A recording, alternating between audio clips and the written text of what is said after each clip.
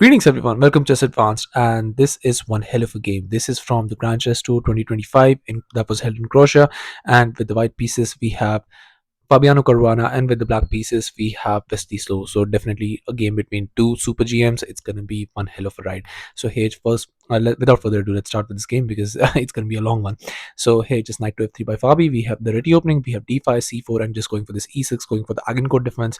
We have g3, knight to f6, but just bishop to g2. We have bishop to e7, castles, castles, and just d3, but c5 immediately striking in the center. We have knight to e5, but just queen to c7, just attacking that knight. We have f4 defending. I mean, just look at this structure. It's absolutely insane that something like this could even work. You could even push this here, you could get this, and well, there are a lot of moves that can be played in this position. We have rook to d8, knight to c3, but here just a6, just trying to further strengthen that center. And we have queen to e1, but just b5, immediately going for it as well. And we have c captures, a captures, but just knight captures on b5, just grabbing that pawn. And you might be thinking, what happens here if you attack the knight, push that, maybe just get this knight as well? Well, nothing, because here the queen and the rook are doing a perfectly nice job of guarding that f2 square. And here after queen to b6, knight moves back, and here just going for immediately striking in the center with e pawn. That was the only pawn that was left. So here just bishop to b7, and here after knight caps on d7, rook captures, and we have finally e5. Knight jumps in, and this is coming, but it won't be that much of a threat, because once you move, you don't have that kind of checking pattern, because that can be captured because the queen is on e1, not e1. So here just king to h1, just not allowing those things to exist. And we have knight to h6, just moving with the knight back, because that was definitely coming. So here just queen to f2 was played, but just queen to a6. We have rook to d1, now just d4, and we have knight to e4. Now you can see that that knight is definitely very, very strong. It's going to be difficult to destabilize. You could give up the bishop pair, but that bishop is opposing this bishop, which is a very strong bishop, so you don't want to do that. So here just c4, but now just comes d captures, and here we have queen caps on c4, but just b3, attacking the queen. Queen moves back, and now just this queen moves back as well, asking for a queen trade. That queen is very strong. If you're able to trade it, you'll there won't be any attack in the game, so you can just develop your pieces and the game will go on. But here just avoiding that, that's exactly what Wesley should have done as well.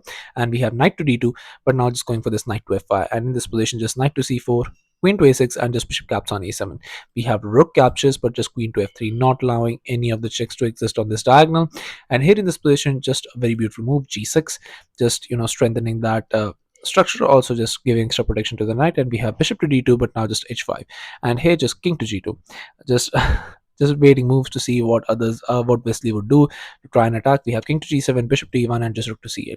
We have bishop to f2, rook caps on c4, a very beautiful sacrifice by Wesley to try and open up lines. And here just b captures, and we have rook to d2, now trying to infiltrate white's camp. Your knight is obviously doing a very nice job. If it lands on this square, it could be very, very disastrous, and you have to understand that the king could be very much vulnerable, because the queen can anytime just capture that pawn and get in your camp. So here just king to h1 was played, and in this position you have to be very much careful. What do you do in this position? Because I'm going to ask you to pause the video and try and find out the only best move in this position, which gives black something to hope for and something to get something with that sacrificed exchange. So have at it.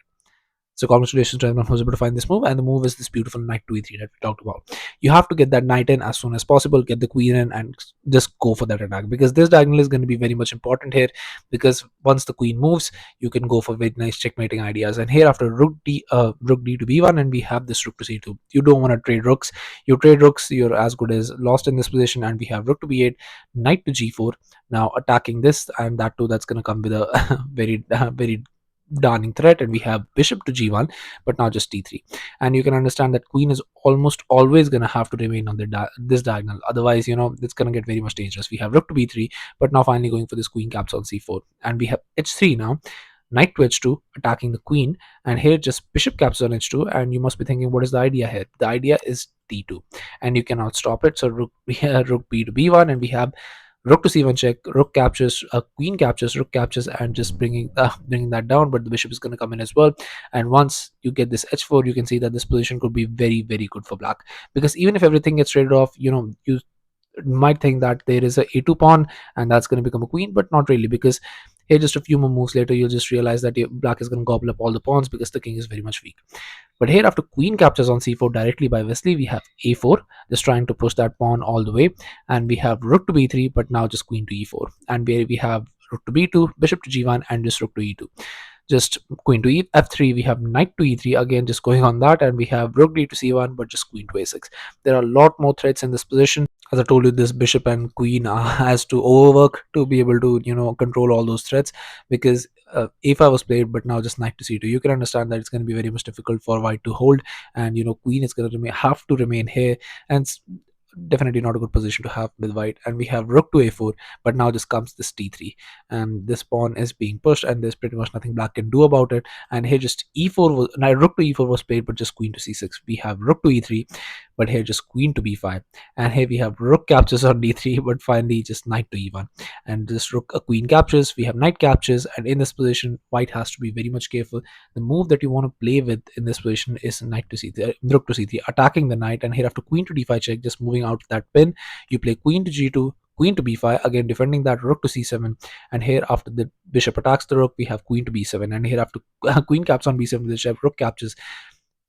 Here bishop caps on a5. You'll get this position where you'll be an exchange up, and you'll be in a completely winning position. So this rook to a1 move, definitely the only move, sorry, this rook to c3 move, definitely the only move that can win you the game. But instead here rook to a1 was played, and this just gives Wesley a bit too much, because here h4, but now comes this a6 h3, and here you can see that this diagonal again becomes very much important, because any checks along this would lead to checkmate, and with the bishop being here, you won't even have chance to actually get out of the way.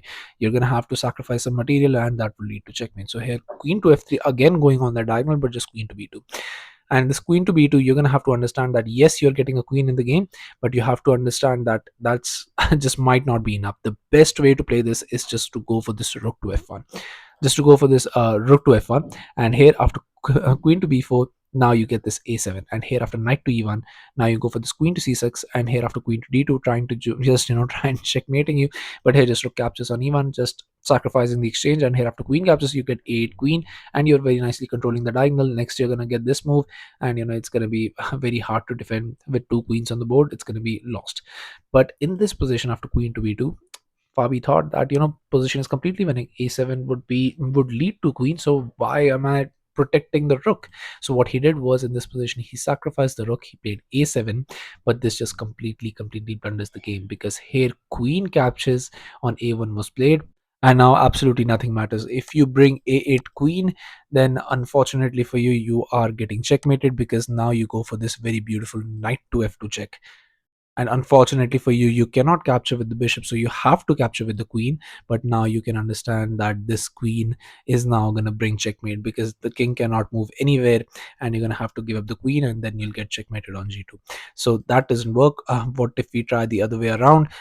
What Fabi played in this position after queen captures was, he played queen to e3, but now Fabi understands that there's a very nice way to end this, which is this bishop to c5. And if you move back again, you're going to get checkmated here.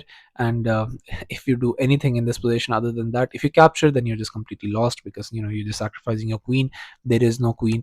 And if you bring a8 queen, then I can just capture this, and next move you're going to get checkmated. So the position was completely lost, and Fabi realized this. So after queen to e3, he didn't even let Wesley finish it. He resigned the game, and in just 49 moves, Wesley created this masterpiece where he was lost all around the game.